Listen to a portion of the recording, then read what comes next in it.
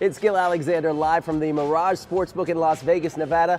It's the holiday edition of Behind the Book.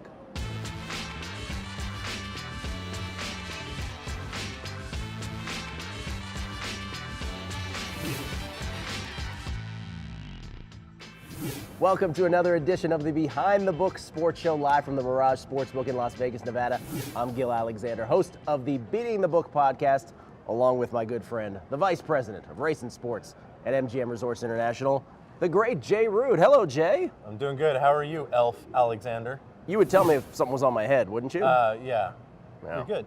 Elf Alexander. Claus. Santa Claus. Claus Rude. Claus Rude. Call me fat? I might be. No, I'm not doing that. No, I'm not doing that. Yeah. I am calling it a festive show. That's what this is. Festive for the rest of us. Correct. Yes. What I think we need to do, though, because it's Christmas week, before we get into football this coming week in the NFL, week 16, by the way, in the NFL. Absolutely, yeah. Playoff implications, Jay. Before we do that, though. All over, actually, yeah. Yeah. Because you are so Sana'd out. Yes. And you look great, by the way. I think this is punishment for our picks, actually. Yeah, it might be. Yeah. I'm 3-6 now. I lost last week. What are you now? One more win closer to Yes. maybe being 500 before the end of the year. That's right. Well, good for you. Yes. Before Easy win, though, I'll have you admit. Yes. Very You had easy. San Diego State in college football. Yeah, 4-point dog outright by 20 or something. Well done. I don't know. It wasn't quite that big. Don't brag, Jay. Don't brag. There's no need to brag. It's one win. I lost. I had the Broncos against the Patriots. Why did you let me pick against the Patriots? Because I put that 3.5 out there that you couldn't right. resist. I went fishing. Yes, I went but fishing. you know, there was a lot of people that backed the Patriots, and which happens every week. Yeah. Which brings us to a little segment I like to call Naughty or Nice. Yeah, naughty or nice. Have you been naughty or nice? Jay, when it comes to the NFL, what teams for you as a bookmaker have been naughty and what teams have been nice? From the bookmaker's perspective, let's start with the naughty. Oh yeah. Well, it's obviously top of the list. Patriots. Their ATS number is ridiculous. They've only missed 2 covers, I believe, this year. And that might have been when Tom Brady was on his early season vacation. So yeah, they're definitely at the top of my naughty list.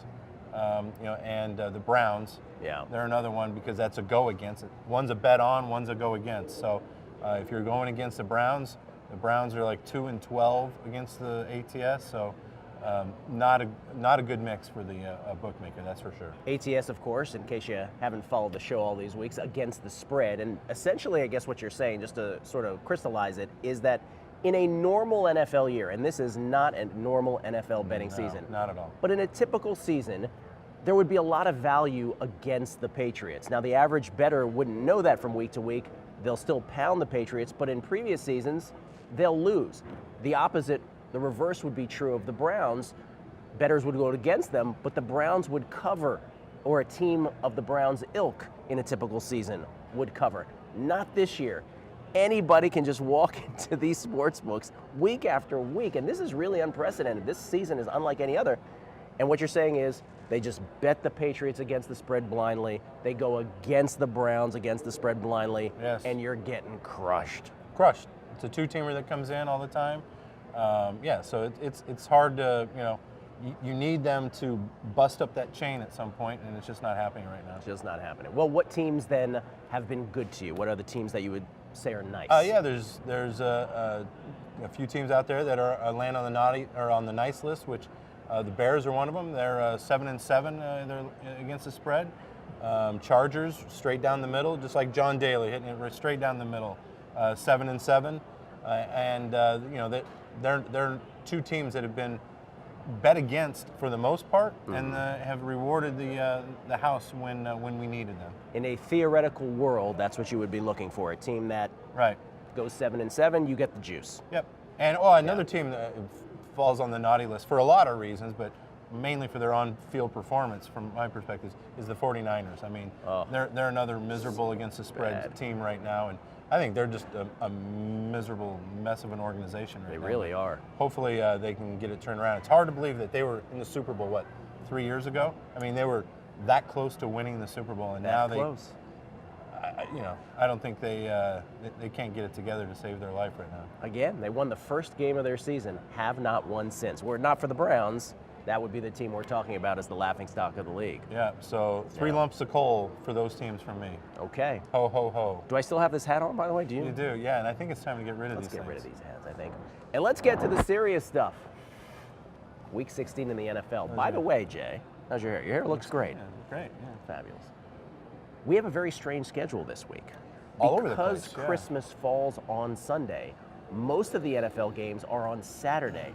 But the really great ones, Jay, are on Sunday. There are 2 standalone games on Sunday, and there's one on Monday night. So every game, besides the Thursday night game, every game is played on Saturday. And then Sunday, there's one afternoon game in the NFL, and it is spectacular. Right. Just when we thought that this rivalry had seen its better days, maybe not. Baltimore at Pittsburgh for the lead in the AFC North. Right now, Pittsburgh has a 1-game lead over the Ravens, but the Ravens beat the Steelers earlier in the season. So if the Ravens were to win this game, they would have the lead technically on a head-to-head tiebreaker. Yep. So, and of course, if Pittsburgh wins, 2-game lead, and they would have clinched the AFC North. But this is the big game, Baltimore-Pittsburgh. Pittsburgh, as we look up at the board, 5.5-point favorites. Baltimore squeaked by the Eagles last week. Pittsburgh got it done, come from behind against the Bengals. 5.5, sort of a no man's land. Not sort of, it is a no man's land. Yeah, it's a no man's land because one thing is Steelers go for 2 like no one else. That's true. So it makes 5 come into play a lot more than you would normally on most teams. Good point. Yeah, Mike Tomlin shows a penchant for going for 2. And by the way, in no predictable kind of way, right? So sometimes he does it when they're up, sometimes he does it when they're way up, sometimes he does it when he shouldn't on a number. Kind of makes no sense. So 5.5 is a little squirrelier, let's call it, in a Steelers game. Where do you expect the money to come in on that? Well, 5.5 too is just a little bit shy of 2 field goals. Who the Ravens rely on their boy all the time, kicking field goals instead of maybe keeping a drive alive and trying to go for the points. I think in this particular matchup, the way the Steelers came storming back and got the public to the window to cash, that was one of our biggest losers last week, was the Steeler game. With that, and I thought that, I thought that was in the books early. I didn't think that the Cincinnati would just put a goose egg up the second half and play as horrible as they did. I almost never saw Cincinnati on the field. I think they were 3 and out the entire second half. That's right. So I think this number is probably going to go to 6, being that it's a standalone game by itself in the afternoon on Christmas. The favorite's going to get played hard here. Yeah. If you're looking for plus money in this particular matchup, you're going to look to the Ravens at +6 probably, because I think that's where we're going to end up on this. So we're going to be needing Tucker and his leg to kick about 6 field goals for us at least. And your theory on Tucker with the Ravens is that the Ravens do what now as they get into field goal range? They play a little too conservative because they know they've got Mr. Automatic there, and That's right. I think it could actually hurt them.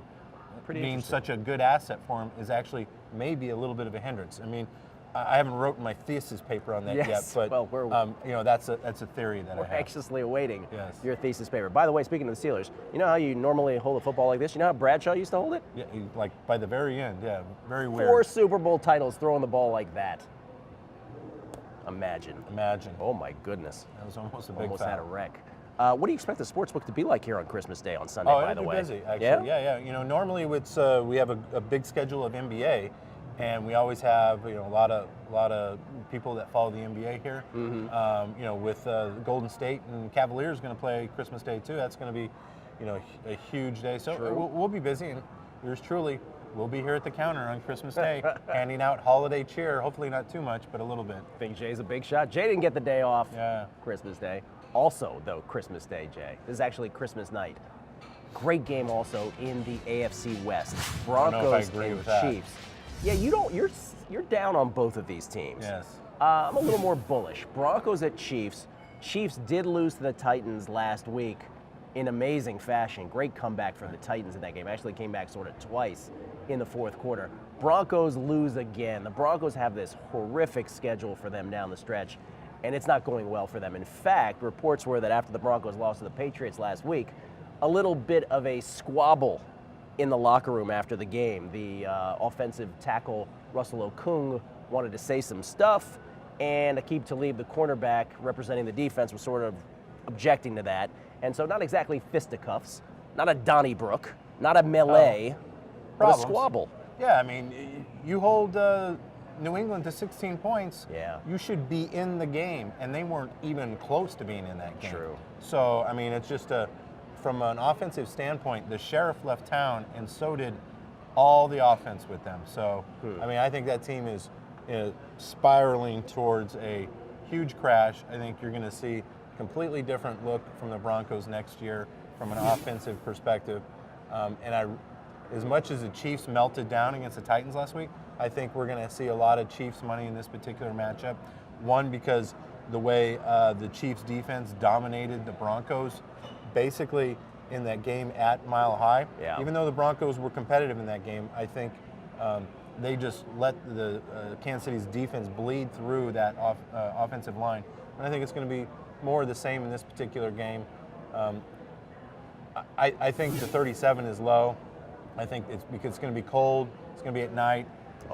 Yeah, I think that's why it's a little bit low, but I think we're going to see a lot of over money in that particular matchup. So, I'm going to need the Broncos, which, yay for me, get to cheer for the Broncos with zero offense on Christmas night. Yay for you. And the under, which, I mean, the only saving grace is Broncos probably won't score any, so the under will be in play. Broncos having all kinds of trouble in their running game, just absolutely no running game to speak of. I am sort of with you on the Broncos, but I think the Chiefs are a Super Bowl contender despite that loss last week. I think they play great defense and don't make mistakes. That's huge. 46% of their offense, 46% of their scoring has come from special teams. We have no time for facts, Jay. That is not a sustainable model through the playoffs. Well, Andy Reid, what are they, 19-4 in their last 23 games now? What's his record in the playoffs? Let's Jay's just got an let's answer agree to for disagree with this everything particular today. guy, this particular team. We'll disagree. You're going to see my Chiefs money too. Okay, yeah, I would expect it. On Sunday night. Yeah, you'll see my Chiefs money. And I don't know about the Steelers. 5.5 scares me the game before. That's a little much against their division rival Ravens. Yeah, especially when you're talking about those games end on 3. Yeah. But what, 19 out of the last 23 games or something like that? Between the Steelers and Ravens. Yeah, I mean, it's a 3 fiesta. It is. An amazing history, what Jay is referring to, of outcomes in Steelers-Ravens games that end in a 3-point margin either way. So, am I not speaking English? You're always explaining what I'm saying. Let me interpret for Jay. I just want to articulate for folks in case they missed what you had to say. Monday night, another good game. Yes. Now you, as a bookmaker, sort of put this on a different ledger on a Monday night because it's, even though it's the same week in the NFL, for you it's a new week, kind of. Yeah, because the crowds are going to be gone. But although Monday will be the observed holiday, so we should still have pretty good crowds here in Las Vegas. There's going to be plenty of shopping. Come on down. The day after Christmas, if you don't like what you got, you can return it. Lions and Cowboys, Monday night. Cowboys, Sunday night, were favored by 6, I believe. No, it was 7 in the end. At some point. Yeah, over the Bucks. Here they are favored by 7 over the Lions. Extra rest for the Cowboys and the Lions both. Lions lost to the Giants last week. Had a chance against the Giants. They had a fumble inside the 5 on their way to score. Matt Stafford threw a pick at the end of that game. In the end, the Giants win again. So the Lions, though on top of the NFC North and still controlling their own destiny, they've got a game with Green Bay lurking in Week 17. They got to take care of business here, but this is a tough out for them, or a tough out for anybody going at Dallas in a primetime game. Yeah, I mean, I think the Lions actually, they didn't get any favors from the Giants by the Giants continuing to keep the pressure on the Cowboys there in that division a little bit. So the Cowboys can't take their foot off the gas at this point. Yeah. They don't necessarily have to win by 8, but I think you're going to get a great effort out of the Cowboys after now they've sort of gotten some renewed confidence that Dak is their guy. Yep. Tony Romo can sit on the bench and wait to be traded. That went away quickly, didn't it? Yeah, quickly. Ezekiel Elliott, Red Pot Elliott, is, I think over the rookie wall. Mm-hmm. Those rookies, once they get to 12, 13 games, their bodies aren't used to that because that's about all they played in college. Now they're going into new territory. But I think, he's such phenomenal shape, such a great athlete, that I think, this is a brand new season for him. These guys are all excited. Cowboys haven't been in this spot to play for anything at this point of the year in a long time. Very long time. So I gotta believe that everyone's going to back the Cowboys. Minus the 7 here. If it goes to 7.5, we'll definitely see sharp money. But I don't think you're going to get a hook here at MGM Resorts. We might juice the 7 a little bit more. You could get even, but I think we're going to stay right at 7. Juicing the 7. May I interpret something you said? Absolutely. Jay, instead of moving the number from 7 to 7.5, will just make it cost you more to lay the 7. How's that? Right. Ezekiel Red Pot Elliott because he jumped into a red Salvation Army pot. That's what Jay meant by that. Right. How's that? Pretty good? That's pretty good. All right. Yeah. So even at 7, though, you're expecting a lot of Cowboys money. Yes. Okay. Absolutely. We're going to need Lions, which is good because Lions have played very close games. Okay. All year long. They almost made the nice list. Ready to do our picks? Yeah, let's do it. All right. Let's do it. Your pick. Why don't we start with you? My You've pick, got honors. Yeah, Your I'm going to go with one of the teams from the nice list. Oh. And we're going to go with the Chargers -6 against the Browns. Okay. Because why would the Browns suddenly decide to break the streak? So you are actually going to the nice list. Yeah. Well, you're Even though going it's against just- the naughty. Yeah, I mean, I'm going to hate that side come Saturday, but it is what it is. You're nice against naughty in that same game. Right. Okay. I am going to take the aforementioned Chiefs. I'm going to lay the 4 against the Broncos. Chiefs, my pick on Sunday standalone game. Should win easy. For Jay Rude, the Vice President of Race and Sportsbook at MGM Resorts International, Gil Alexander, host of the Beating the Book podcast. Once again, this is the Behind the Book Sports Show live on the Mirage Facebook page. Any questions for Jay? Hashtag Behind the Book throughout social media. He'll be happy to answer anything. Have happy holidays. Christmas, Hanukkah, Kwanzaa, whatever it is. Happy New Year. All the best to you in this holiday season. Thanks so much for watching.